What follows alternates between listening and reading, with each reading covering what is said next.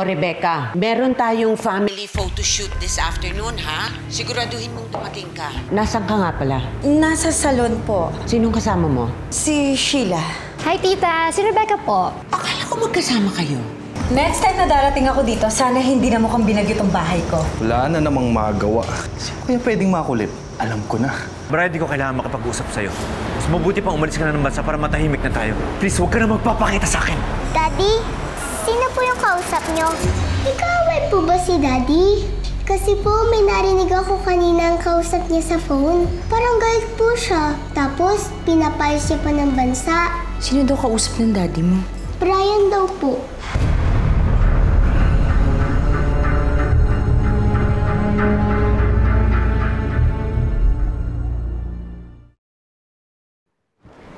Oh, no, Roberto. Wala pa ba asawa mo? Usually, hindi naman siya nalilate, ah. Well, we don't have to wait for her. Tayong tatlo na lang magpa-picture. Okay. Sir, we're ready. Upo ba kami? Tayo lang. Sorry. Let's start na. Sige, maupo muna kayo. Kausapin ko muna itong si Rebecca. Halika. Ang sabi mo sa akin, nasa parlor ka, kasama mo si Sheila. Alam mo bang nagpunta dito si Sheila at sinabing hindi kayo magkasama? Now tell me, may lalaki ka ba? Mama, I don't do that. Okay. I lied nung sinabi ko sa'yo na kasama ko si Sheila sa salon.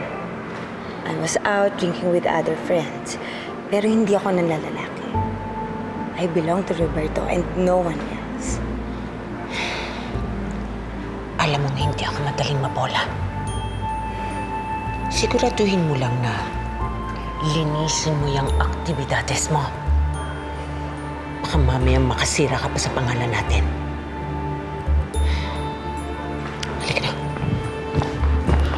Excuse me, sige. We're ready.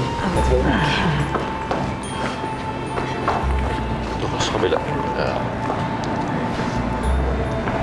Okay, 1, 2, 3. One more. 1, 2. Wait. Smile. Melissa, sino kaya yung kausap ni Felix kanina na Brian sa phone? Hindi kaya yun yung Brian na kumidnap sa'yo dati. Baka naman ibang Brian yun. Alam mo, ikaw masyado kang in denial, ha? Isipin mo, galit na galit si Felix dun sa kausap niya. Tapos, pinapaalis niya ng bansa. Diba? Parang pinapatakas niya, ganun. Ano ba, Ami? Sige, tama na yan eh. Hindi ba sabi ko tapos na yung issue na yan? Ibang issue na to, Melissa. Magkamatch ng dugo si Felix tsaka si Eva, tapos ngayon si Felix may kausap na Brian sa phone. Ano yun? Oh. Ami, nagkataon lang na magkaparehas sila ng dugo. Pati ang dami-daming Brian sa mundo, no? Teka, bakit ba parang pinaghihinalaan mo si Felix? Eh kasi nga, masama ang kutob ko sa asawa mo. At kahit kailan, hindi nagkamali ang kutob ko ever. May mga sumusulpot na ebidensya na baka nga si Felix yung hinahanap mong rapist. Ano ba naman yung sinasabi mo, Ami? Tumigil ka na nga! Hindi! Mag-usap muna tayong dalawa. Ipa-DNA test mo yung dalawa. Meron akong alam na DNA test. Mura lang. Pwede mo pa iparush. Tumigil ka na, Ami, please! Pwede kang kumuha ng kapirasong buhok o kaya baso na ginamit nila. Okay na yun. Makikita mo. Si Felix yung rapist mo.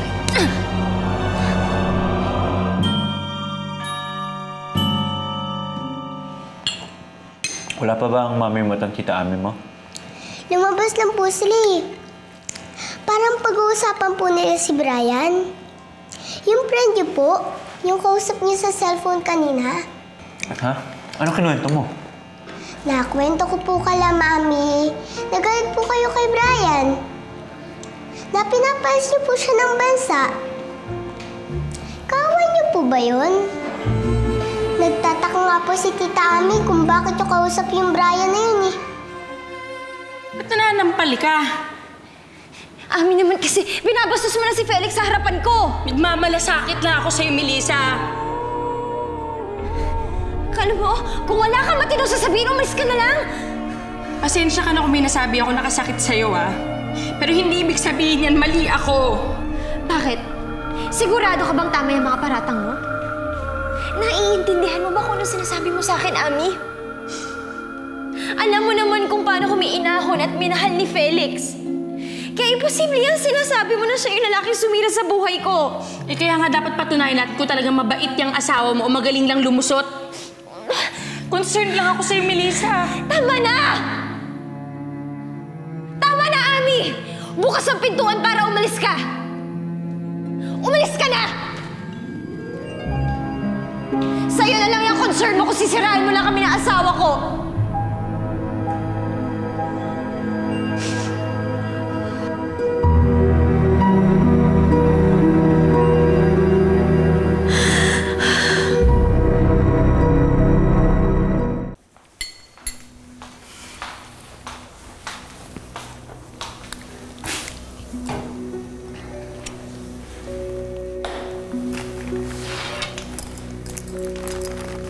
Tita Ami, akala ko po ba umalis na kayo? Oo nga. At hindi mo muna ako makikita dito. Yung nanay mo kasi.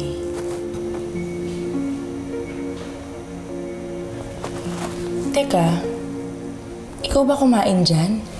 Hindi ba bawal sa'yo yung spaghetti tsaka soft drinks? Hindi na pwede sa'yo? Si Daddy po ang kumain at uminom dyan. Ay, naku, Ami talaga! Sa lahat pa ng tao, kaibigan ko pa nagpipilit sa akin na mag-isip ng masama kay Felix. Melissa, naririnig kitang sumisigaw. Nag-aaway ba kayo ni Ami? Hindi, wala yun. Ayoko na pag-usapan. Hindi, Melissa, nag-aalala ako sa inyo eh. Matagal na kayong magkaibigan. Ngayon na kayo nag-aaway. Sige, pahinga ka muna sa kwarto mo, ha? Sige po. Ka muna. Bye po. Okay, sige. Dandan, dandan. Okay. Sige. Bye.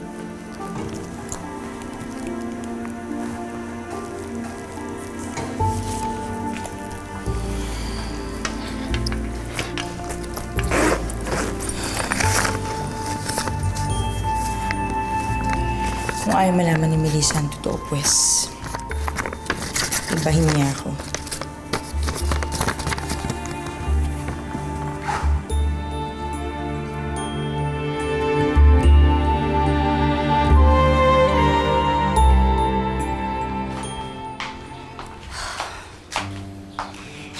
Meron lang kami hindi pagkakaintindihan. May mga bagay siyang pinipilit na hindi ko gusto. Na nakaka-insulto sa atin. Pero alam mo, huwag mo na isipin si Ami. Ang mahalaga sa akin ay ikaw at si Eva. Tayong tatlo. Yung pamilya natin.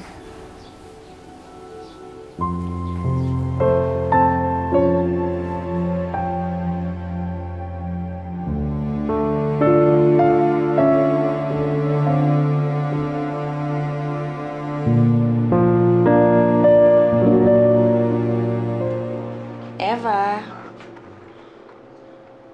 Tita Ami, akala ko po ba umalis na kayo? Eh, nakalimutan mo akong i-kiss kanina. Ikaw talaga, ni mo ko. Sige na. Uwi na ako, ha? Ay po. Bye! Bye po.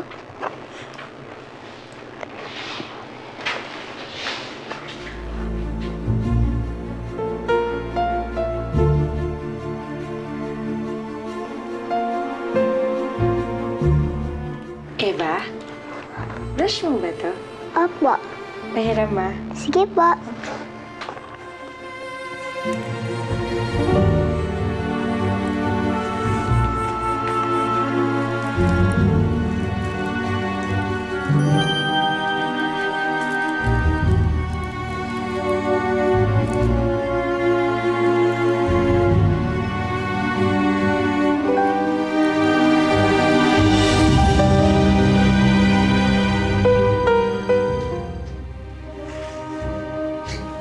Ano na ginagawa mo dito sa kwarto ni Eva?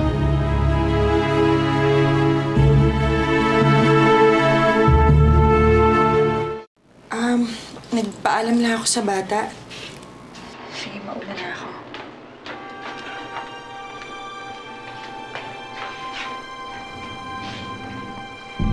Hi, Daddy. Ami? Pwede ba tayo mag-usap? Tungkol to sa pag-aaway niyo ni Melissa. Hindi mo naintindihan yun, Felix. Kakaayos din kami ni Melissa. Hindi niya lang siguro naiintindihan yung pagmamalasakit ko sa kanya. Nagmamalasakit din ako sa kanya. Mahal ko si Melissa. Kung ano may iniisip mo sa akin Felix, sana... alam mo, ang swerte mo kay Melissa kasi mahal na mahal ka niya. Sana lang talaga tutuurin yung taong minamahal niya.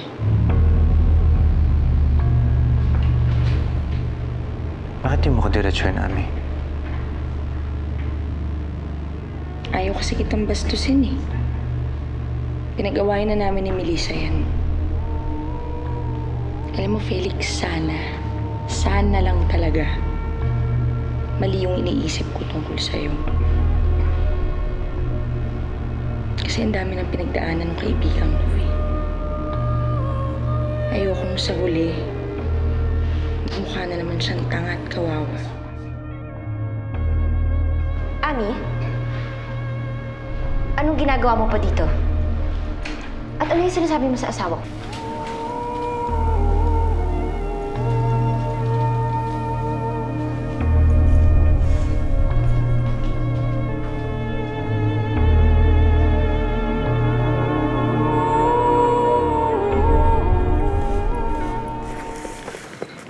May nakakita ba sa inyo ng cellphone ko? Baka naman naiwan mo sa salon kung saan ka nanggaling kanina. Don't tell me na pupunta ka uli doon bukas. Ma, wala akong lakad bukas. Excuse po. May check lang ako sa kwarto ko.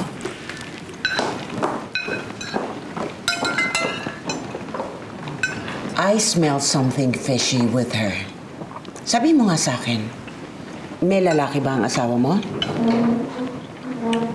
Rosana, saan mo naman napulot yung chismis mo? Wala. Sa akin lang. Alam mo, Roberto, bantayan mo yung asawa mo, ha? Wala akong pakialam sa kanya, ma. As long as patago at hindi lantad, she's free to do it. Kung ako siya, huwag mo na siyang pakialaman kung gusto niya magkaroon ng kabit. Kano na ba ang uso ngayon? Ang itulak ang asawa sa kabit? At ang gusto mo pa, patago? Basta wag lantad maglandi ang asawa mo. When you can't even be discreet enough sa obsession mo dyan kay Melissa. My God, Roberto. Ganyan ba kita pinalaki? Pinaari pa naman kita sa Catholic school? Ma, itunuro sa akin ng Catholic school na maging honest. And that's the kind of relationship that Rebecca and I have right now. A very honest relationship.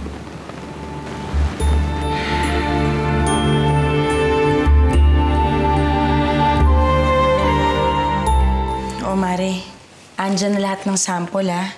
Rush yan ha. Sige, isisingit ko sa lab namin. Alam ba ni Melissa to ginagawa mo? Hindi nga eh. Pinag-awayan na nga namin yung DNA testing na yan. Nasampal pa ako ng di oras dahil sa sobrang in denial ni Melissa. Pero, nakwento mo sa akin dati na okay naman to si Felix. Pero bakit parang kumukontra ka yata ngayon? May napansin ka bang kakaiba sa kanya?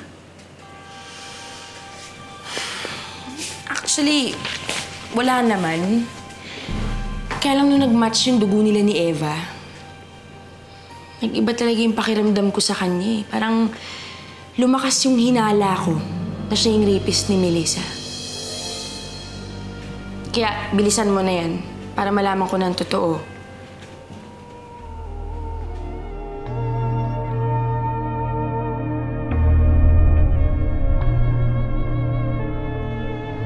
Ayaw kasi kitang bastusin eh.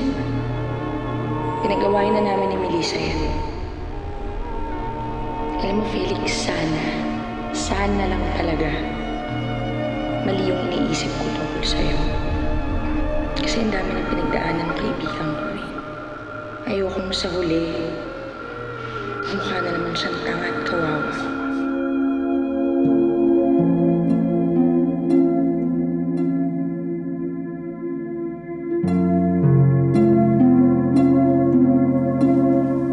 Tama si Ami. Ayokong saktan ka pero kailangan na maputol tong pagpapanggap ko. Kahit anong pang pagmamahal ang ipakita ko sa'yo, wala ring halaga kung itatago ko sa'yo ang totoo. Mas mabuti nang sa akin manggaling kaysa sa ibang tao.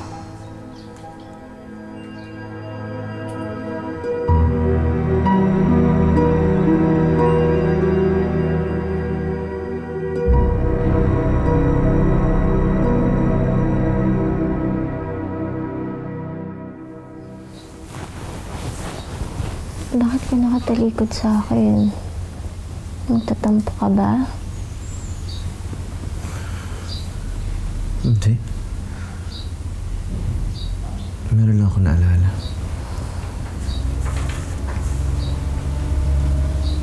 Ano yun? Sabihin mo sa akin, Felix.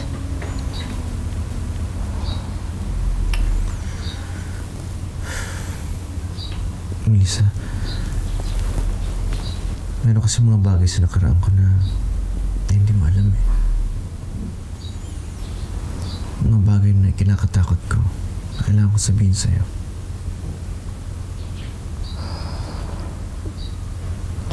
Kung ano man yun, Felix.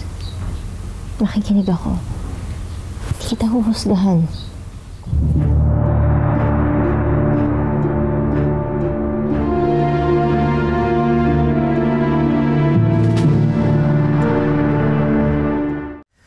Melissa, meron kasi akong mga bagay na nagawa na hanggang ngayon pinagsisisihan ko. Mami? Daddy? Mami? Daddy? Ella, pasok anak. Bakit ka umiiyak? Nagkaroon po ako ng bad dream.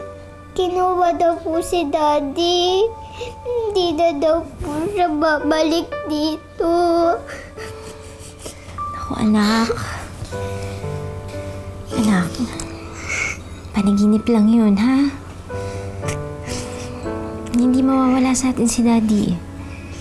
Hindi niya tayo iiwanan. Di ba, Felix? Hindi mo naman kami iiwanan. Siyempre hindi. Hindi. Daddy? Pwede po ba akong matulog dito? Para hindi na ako managinip ng bad. Siyempre naman, pwede kang matulog dito sa magic bed namin ng mami. Bakit po magic bed? Bakit magic bed? Kasi masaya dito sa bed na to. Pinuno namin to ng mami mo ng love para sa'yo. Kaya siya naging magic bed. Halika na. Halika na. Love you, Daddy.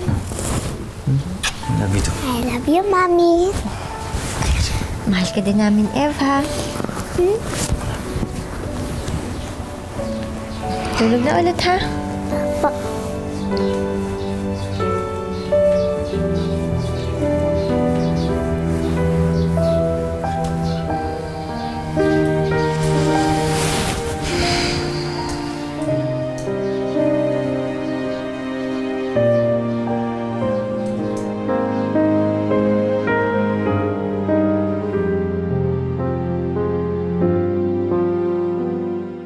Alam mo bang munti ko na masabi kay Melissa yung totoo kagabi?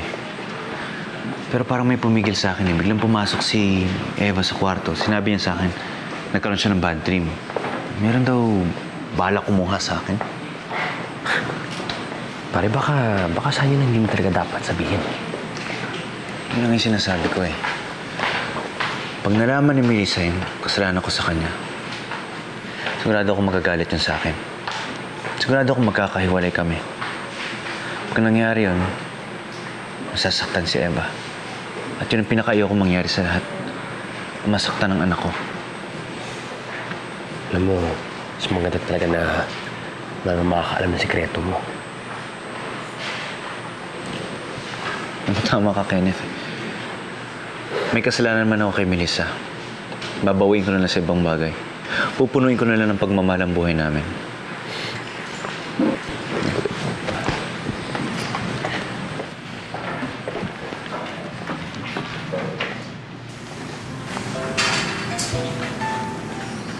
Melissa?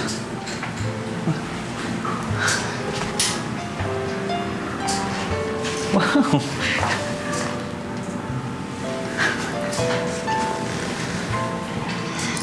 Alam ko sobrang busy ka.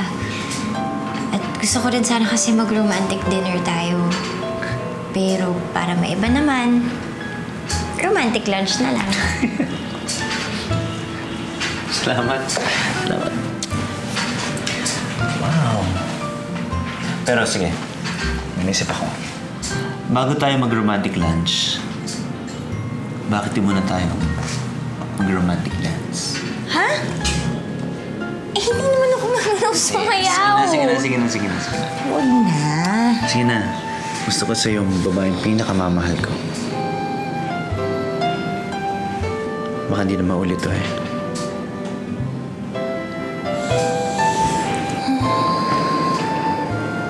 Alam mo, Melissa, sana man hindi na matapos tong kasiyang nararamdaman ko. Ikaw lang kasing babae nagpapasaya sa akin eh. Huwag ka mag-alala, Felix.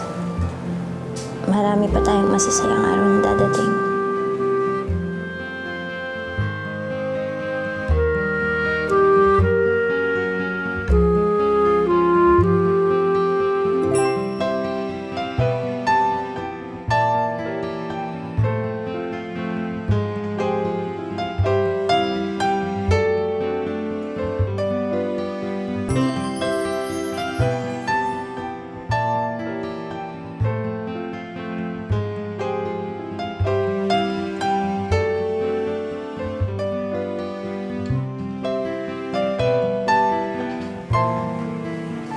What's happening here?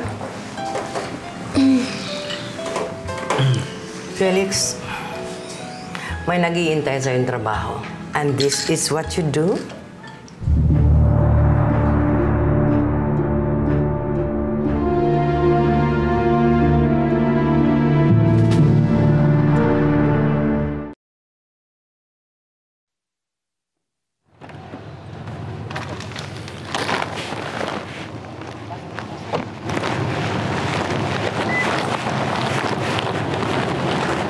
Meron palang marital rape na tinatawag. Asawa na, nire-rape pa ang babae. Buti na lang nakulong itong lalaki. There's still justice in this world. Hindi dapat nakukulong lang yung mga yan eh. Dapat lahat ng rapist mamatay. Kaya asawa o hindi. Is that Rebecca's car? Uy, nandito ka na. Akin yan. May balita na ba o namimiss mo lang ako? Dinagdagan ko na ang mga supplies mo. Matatagalan ako makabalik dito dahil may mga asikasuhin ako. Kasama ba sa mga asikasuhin mo yung paglabas ka ng bansa? Isa na rin yun sa mga asikasuhin ko since mukhang naglinis ka naman dito.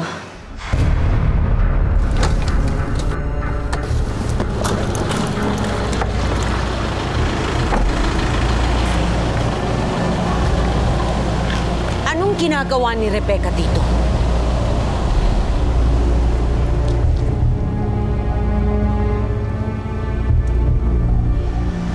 Brian, I need you to get away from here. Dahil nagsususpecha ng mother-in-law ko na may iba akong lalaki. Bakit? Pwede mo naman tatawanin yan, ah. Please, hindi ako papatol sa'yo.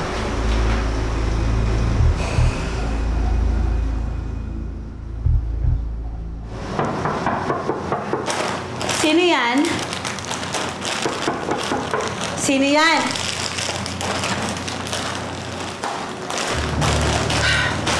nga ang hinala ko. May lalaki ka at binabahay mo pa. Roberto, pumasok ka para makita mo yung magaling mong asawa. Ma, hindi ko siya kapatid. Rebecca? Paano mo nakilala tong Brian na to? Anong ginagawa ng gagawin yan dito?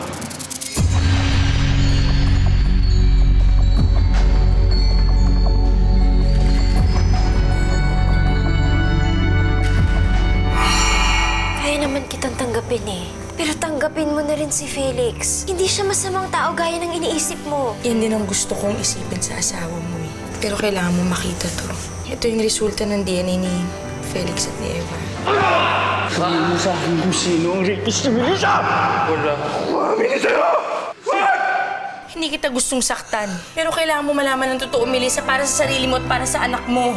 Si Felix ang tatay ni Eva.